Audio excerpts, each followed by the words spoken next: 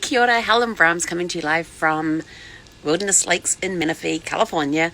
Today has been an interesting day, lots of stuff happening, and as I said, no matter what happens, today is always super fantastic and sparkling, and it definitely got put to the test today, but we rose above it.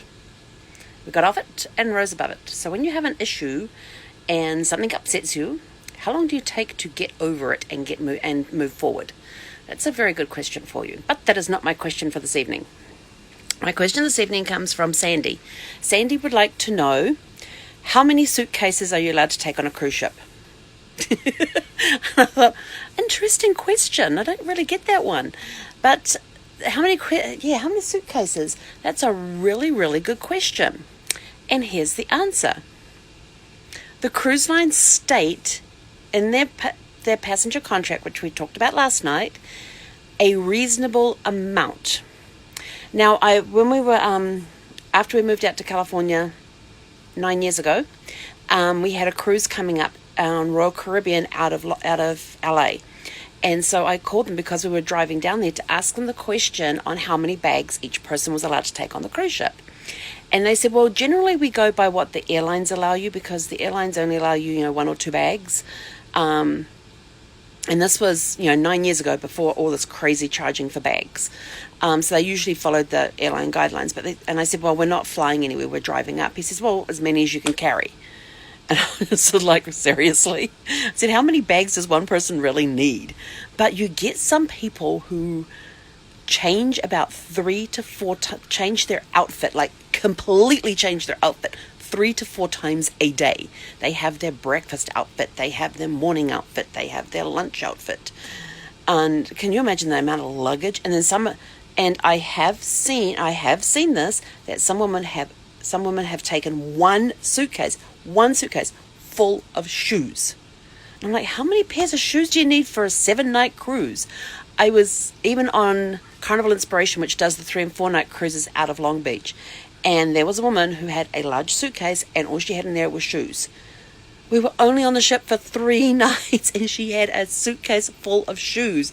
And I'm just like, are we serious here? And I remember looking at Brad going, is she serious? Are they really serious? That's a suitcase full. It was a suitcase full of shoes, because she was upset because her suitcase was missing, her suitcase with her shoes in it. And I was like, wow. So, but, think about when you're traveling, how much do you really want to lug around you? Yes, you get to the ship and the porters take your bags and they get delivered to your room, and then you just put them outside and the porters take them away and all that sort of stuff. But really think about how many clothes do you actually need?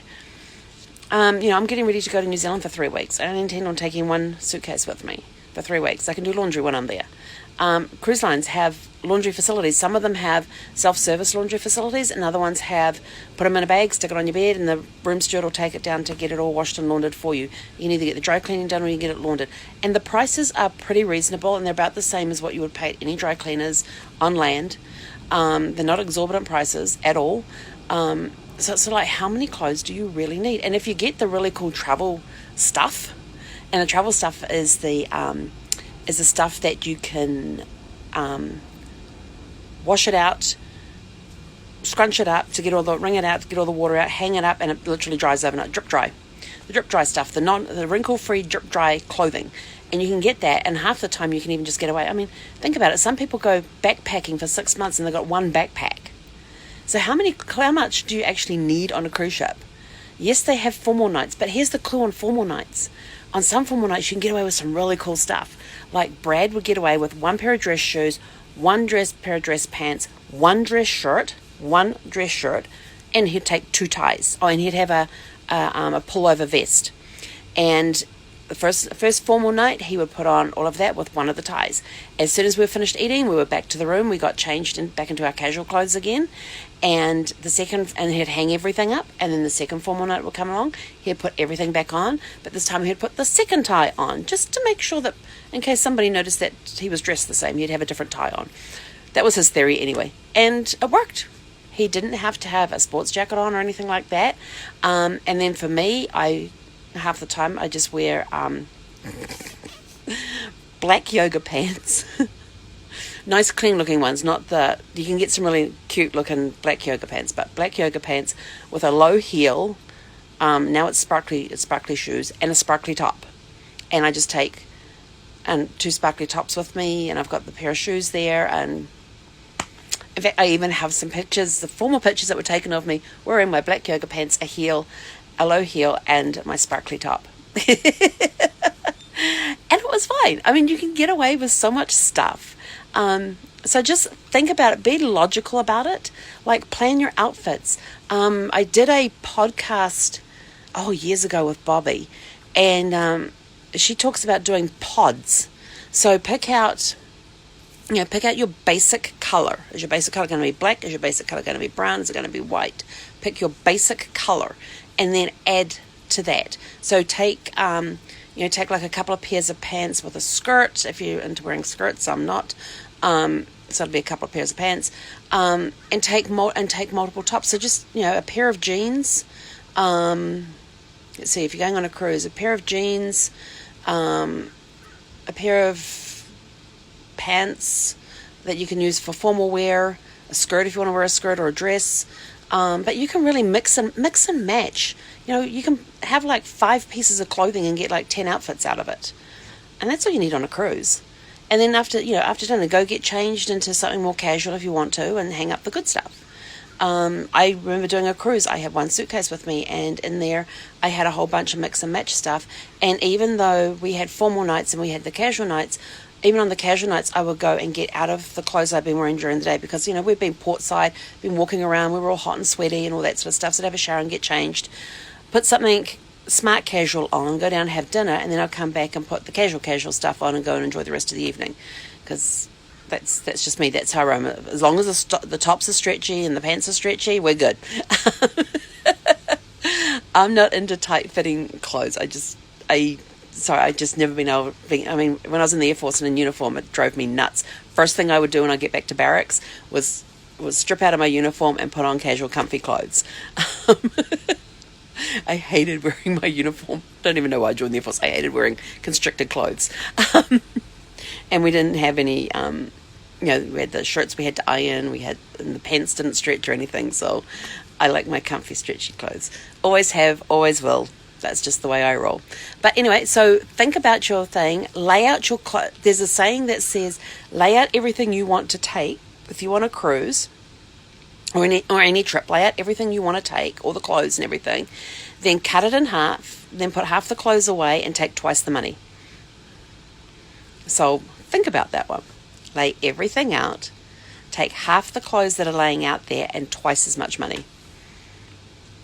And here's the thing, if you find that you need something, you can always buy it when you're in port. You're going to be buying stuff in port anyway, most likely. And some people like to go shopping when they're in the ports, and most of the women that I've seen come back on cruise ships, not only do they have souvenirs, they've got bags of clothing and jewelry and all that sort of stuff, because they've been duty-free shopping. So, you can buy things as you need them. And so, you got to allow room for those souvenirs. But if you're taking a whole bunch of suitcases and stuff, you're not going to get those souvenirs in. So you got to allow room for the souvenirs. So just take a few pieces of clothing that you can mix and match, and make sure some of them are like drip dry, so you can rinse them out at night, hang them up, and they'll be ready to wear again the next day. Just as simple as that. So multi-purpose clothing. It cuts down on your luggage, and if you cut down on your luggage, you could probably get it into a carry-on suitcase, which means you can then carry it on the plane and you don't have to pay luggage fees. See? Another one. Another good idea on that one. Anyway, let's see. So thank you all for tuning in. I know there's a lot of people scrolling up here. My thing has disappeared. Hey, Chuck. Hey, Mary, Brittany, Valentino, Rachel. Excellent.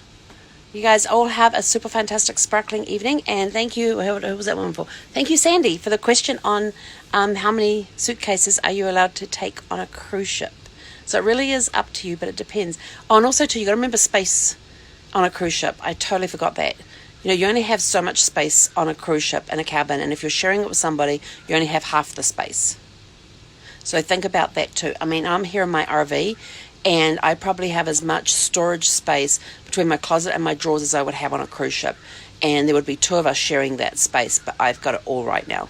It's going to be 3 of us sharing that space for 4 weeks. That's going to be fun. But it'll work. It will work. We will make it work. I've got plenty of other cupboards that are still empty and have nothing in them. So we might find clothes stored in strange places over for 4 weeks. But that's okay. It's all good. It's all fun. We just adapt.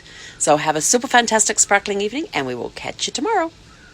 Oh, remember, if you have a travel question, private message me, and your question could be our question of the day.